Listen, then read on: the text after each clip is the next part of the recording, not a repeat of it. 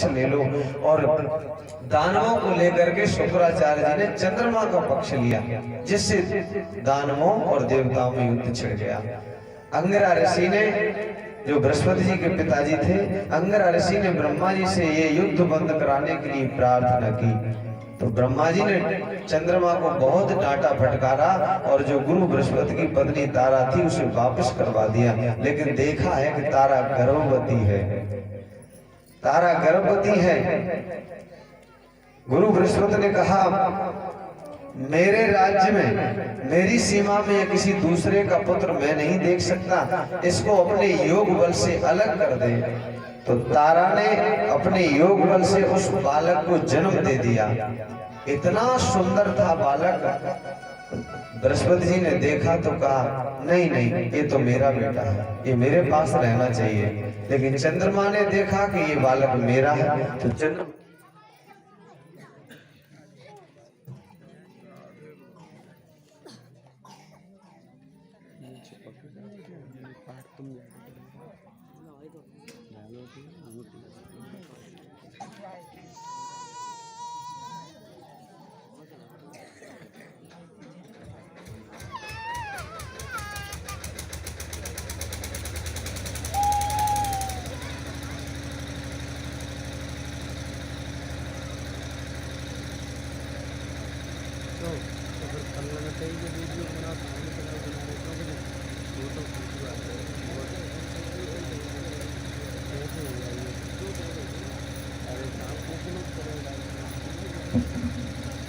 बोलिए सद्गुरुदेव भगवान की जय। चंद्रमा ने देखा ये बालक बड़ा सुंदर है, तो चंद्रमा कहने लगा इसे मैं लूंगा, और गुरु बृहस्पति कहने लगे इसे मैं लूंगा। अब दोनों में झगड़ा होने लगा। तो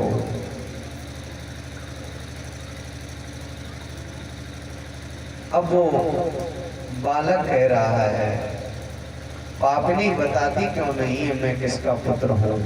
अपनी माँ से कह रहा वो बालक छोटा सा, पापनी बताती क्यों नहीं है मैं किसका पुत्र हूँ। तो ब्रह्मा जी ने बालक को रोक दिया, बेटा माँ माँ होती है, माँ कैसी भी हो उससे ऐसा नहीं कहते। बुद्धि में तेज होने के कारण इस बालक का नाम बुध रख दिया। ये वही बुध है जो अभी थोड़ी देर पहले आपको बताया था। सुदुम्न अंबिका विपन में गए थे तो वो घोड़ा घोड़ी बन गए थे, और सुदुम्न स्त्री बन गए थे तो उनके साथ इनका गंधर्व विवाह हो गया था। ये वही बुध है जो बचपन से ही तेज थे इतने। और चंद्रमा को, बुध को ब्रह्मा जी ने कहा ऐसा नहीं कहते हैं बेटा, माँ है। और तारा को एक तरफ ले जा करके ब्रह्मा जी ने कहा, बेटी बताओ तो सही ये बेटा किसका है। तो तारा ने धीरे से कह दिया चंद्रमा का। तो शर्त के अनुसार ये बालक चंद्रमा को दे दिया गया। चंद्रमा के बेटा हुए बुध, और बुध का बेटा हुआ पुरुरवा, वो जंगल में हुआ था। और पुरुरवा के 6 बेटा हुए, आयु, श्रुत्यायु, सत्यायु, रय, विजय और जय। ये 6 बेटा हुए पुरुरवा।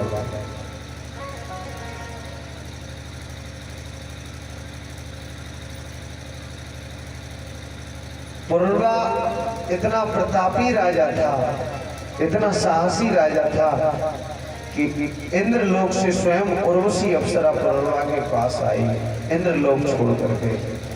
उर्वशी को आया देखा तो पुरुरवा ने कहा, स्वागतम ते वरारोहे आस्यतां करवाम सर्वस्वमया साकं रतिर्नो शाश्वती समा। सुंदरी आइए बैठिए, तुम्हारा स्वागत है। कहिए मैं तुम्हारा कौन सा प्रिय कार्य करूंगा। मैं ये चाहता हूं कि हमारा और तुम्हारा ये विहार अनंत काल तक चले, जिसे दुनिया वाले लोग जाने।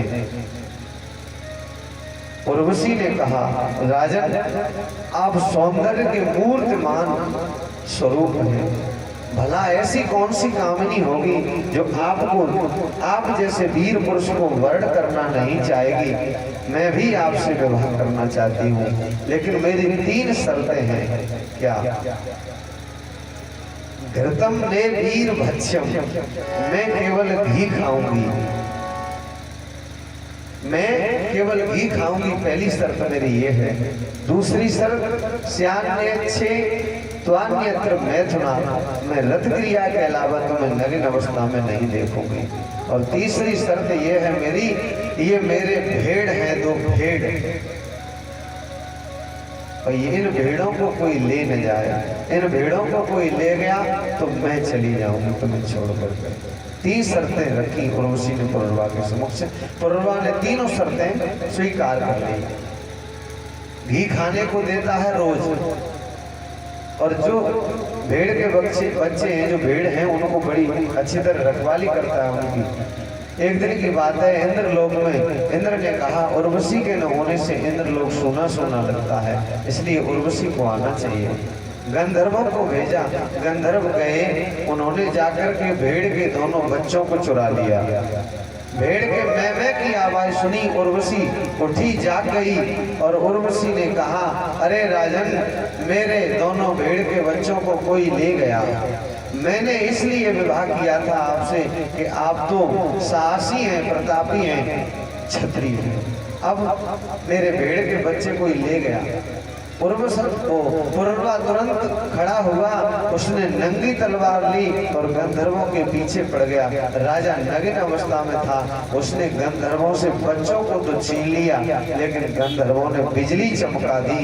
तो राजा नग्न अवस्था में था, उर्वशी ने नग्न अवस्था में देख लिया। ये शर्त रखी थी, नग्न अवस्था में नहीं देखूंगी, रत क्रिया किया। राजा शर्त हार गया तो उर्वशी पुरुरवा को छोड़ करके चली गई। पुरुरवा पागल की भांति बिलखने लगा, उर्वशी तू कहाँ चली गई, उर्वशी कहाँ चली गई। एक दिन की बात है, उर्वशी अपनी सखियों को लेकर के सरस्वती नदी के तीर पर आई। पुरुरवा वहीं भ्रमण कर रहा था, घूम रहा था, तो उसने उर्वशी को देखा, और उर्वशी को देखकर के पुरुरवा ने कहा उर्वशी अब तुम छोड़ के न जाना। उर्वशी ने कहा अब मैं कुछ नहीं कर सकती, आप शर्त हार गए हैं। राजा मरने के लिए तैयार हो गया। तो उर्वशी ने कहा ठीक है, मैं 1 वर्ष में 1 दिन के लिए तुम्हारे पास आऊंगा। कहा ठीक है। जब यह सरस्वती के नदी के किनारे थी तो इसकी गोद में एक बच्चा था, पहले पुरुरवा का था, वो दे गई। दूसरी वर्ष आई, दूसरा बच्चा लेकर के आई, और एक दिन पुरुरवा के पास रुकी और चली गई। तीसरी वर्ष आई, तीसरा बच्चा लाई, चौथी बार आई, चौथा, 5वीं बार आई, 5वां बच्चा लाई, और 6वीं बार आई तो 6वां बालक लेकर के आई, फिर नहीं आई। इस प्रकार पुरुरवा के 6 बेटा हुए उर्वशी की गर्भ से। आयु, श्रुत्यायु, सत्यायु, रय, विजय और जय। आयु के हुए नहुस, और नहुस के 6 बेटा हुए यति, ययाति, संयाति, आयति, वियति और कृत। यति ने राज्य नहीं लिया तो जो ययाति थे उनको राजा बनाया, जो ययाति थे उनको राजा बनाया। राजा ययाति का विवाह, राजा ययाति की 2 पत्नियां थी, देवयानी और सर्वनिष्ठा। एक भगवान के नाम का भजन गाते हैं, फिर आगे कथा में प्रवेश करते हैं। सभी बड़ी भक्ति और भाव के साथ गाएंगे। अभी भगवान श्री कृष्ण का प्राकट्य होगा, बड़ी धूमधाम से मनाया जाएगा।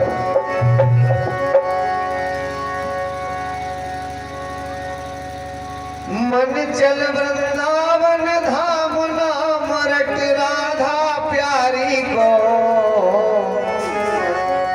तिरो कर दे बेड़ा पार नाम बरसाने वाली को, तिरो कर दे बेड़ा पार नाम बरसाने वाली को।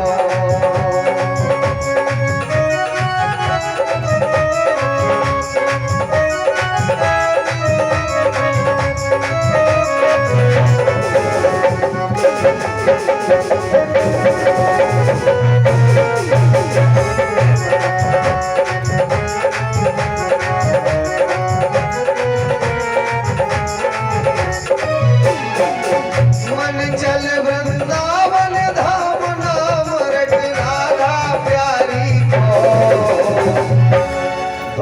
हाथ उठा लो, बड़े ऐसा लगे वृंदावन में बैठे हैं। अभी बहुत देर हो गई सीरियस कथा सुनते सुनते, अब थोड़ा उमंग में आ जाओ। बोल बांके बिहारी लाल की।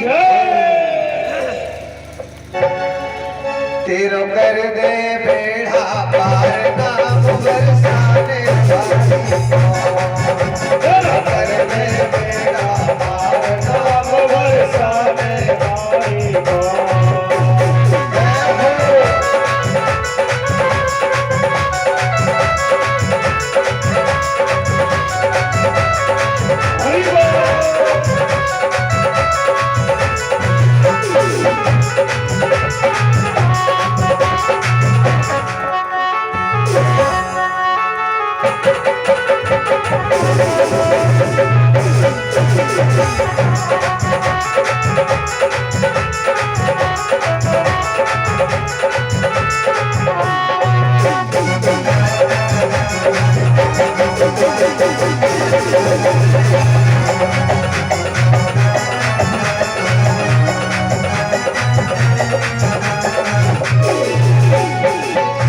सलोनी सूरत के दर्शन करके, दर्शन करके।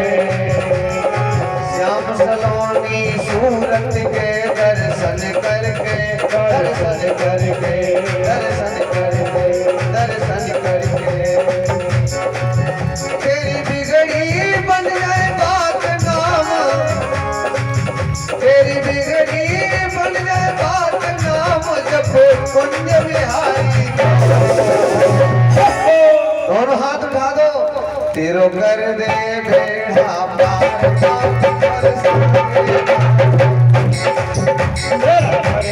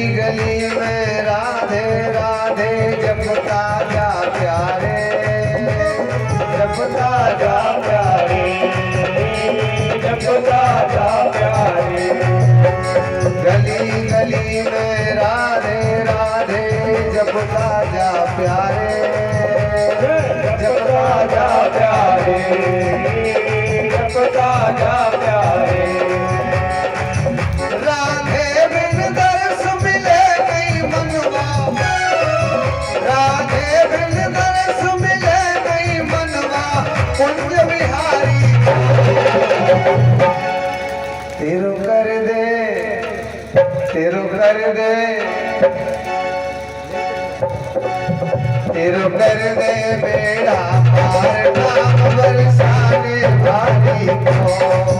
तेरो कर दे बेड़ा पार नाम बरसाने वाली को।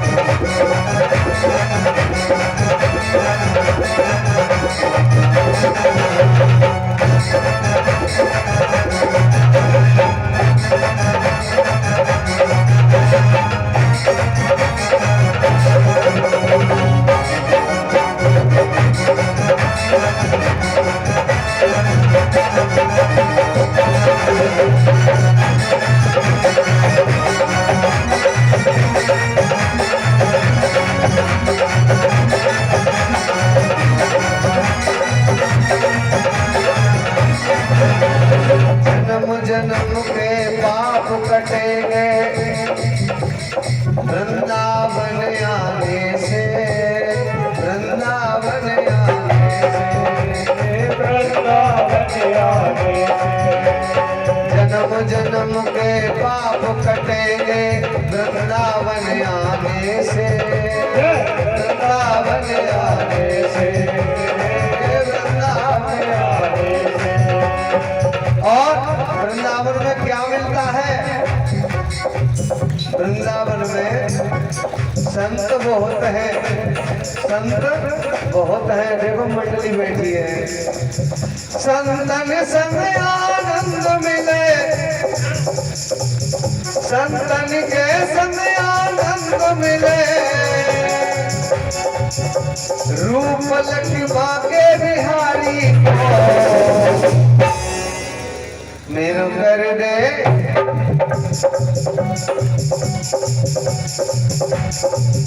मेरो कर दे।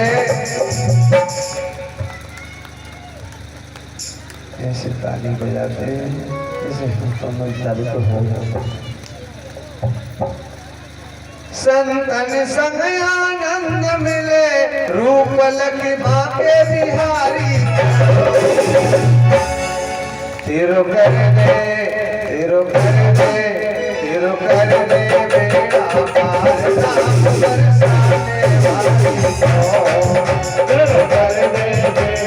पार नाम बरसाने वाली को,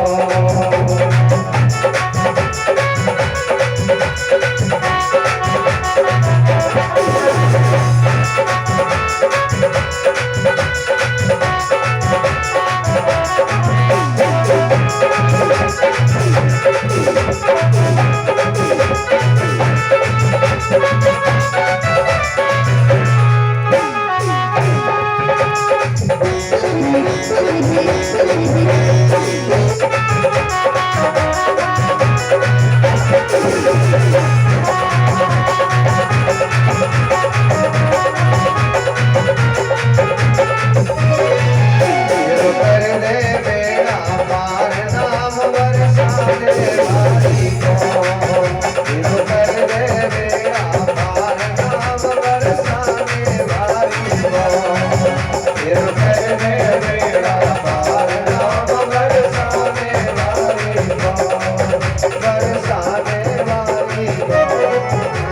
बरसाने वाली को। बोल राधिका रानी सरकार की जय। जय श्री राधे।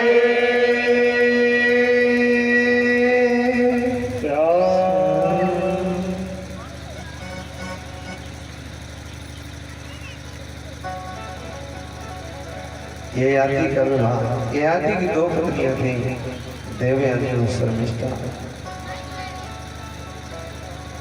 देवयानी के दो पुत्र हुए, यदुक और तुर्वस। और जो शर्मिष्ठा थी वृषपर्वा की बेटी, उसके 3 बेटा हुए, अनु, ध्रुव और पूर्व। ये 3 बेटा हुए उसके।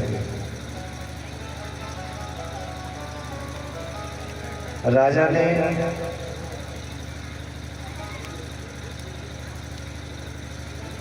बड़े लंबे समय तक विषयों को भोगा। उसके बाद में मन फिर भी शांत नहीं हुआ, फिर भी मन की वृत्तियां शांत नहीं हुई, वासना शांत नहीं हुई। तो राजा ययाति ने देवयानी से कहा,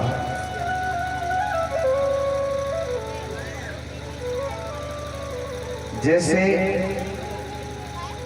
आग में घी डालने से अग्नि बढ़ती है, शांत नहीं होती है, वैसे ही विषयों को बार बार भोगने से, ज्यादा भोगने से विषयों की जो लालसा है वो बढ़ती जाती है, शांत नहीं होती है विषयों की लालसा। इसलिए उन्होंने सोचा कि जीवन निकला जा रहा है, बर्बाद होता जा रहा है, और अब बहुत समय हो गया, अब मुझे विषयों का त्याग करना चाहिए, इन विषयों से मन को हटाने का प्रयास करना चाहिए, अभ्यास करना चाहिए। राजा ने मन को विषयों से हटाने का प्रयास किया, अभ्यास किया।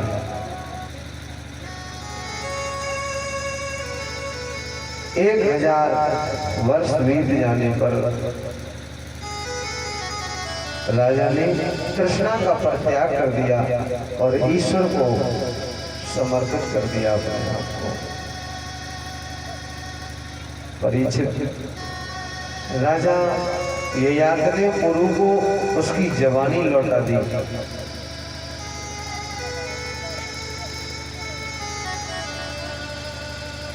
और पुरु को राजा बना दिया।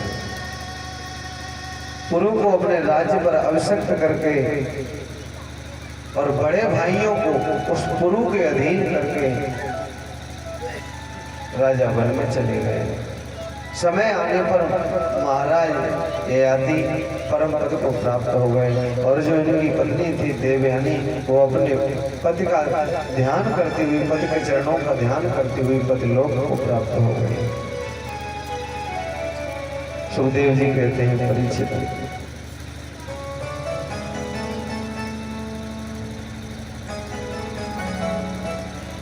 पुरु के वंश में एक राजा हुए रंतभार और रंतभार के 3 पुत्र हुए सुमित, ध्रुव और अप्रतिरथ। अप्रतिरथ के पुत्र का नाम था कण्व और कण्व का पुत्र हुआ मेधातिथि। मेधातिथि का पुत्र हुआ वृषकण्व। ये ब्राह्मण हुए। सुमित का पुत्र रैम्ब हुआ, इसी रैम्ब का पुत्र हुआ दुष्यंत। एक दिन दुष्यंत वन में गए थे। दुष्यंतो मृगयाम याते कण्वाश्रम पदम गतः तत्रासीनां स्वप्रभया मंड्यन्तीं रमामिव। एक दिन राजा दुष्यंत अपने कुछ सैनिकों को साथ लेकर के शिकार खेलने के लिए वन में गए। वो कण्व ऋषि के आश्रम की तरफ चल पड़े। उन्होंने क्या देखा है, कण्व ऋषि के आश्रम में एक देवी के समान सुंदर कन्या बैठी हुई है। का त्वं कमलपत्राक्ष कस्यासि हृदयं मे किं वा चिकीर्षितं त्वत्र भवत्या निर्जने वने। राजा दुष्यंत ने उससे पूछा, हे देवी तुम कौन हो? कमल दल के समान सुंदर नेत्रों वाली तुम कौन हो? किसकी पुत्री हो? मेरे हृदय को अपनी ओर आकर्षित करने वाली सुंदरी, तुम निर्जन वन में रह करके क्या कर रही हो? सुंदरी, मैं स्पष्ट समझ रहा हूँ कि तुम कोई कुलीन कन्या हो, अच्छे घर की कन्या हो, क्योंकि हम पूर्ववंशियों का जो मन है वो कुलीन स्त्रियों के अतिरिक्त किसी पर खिंचता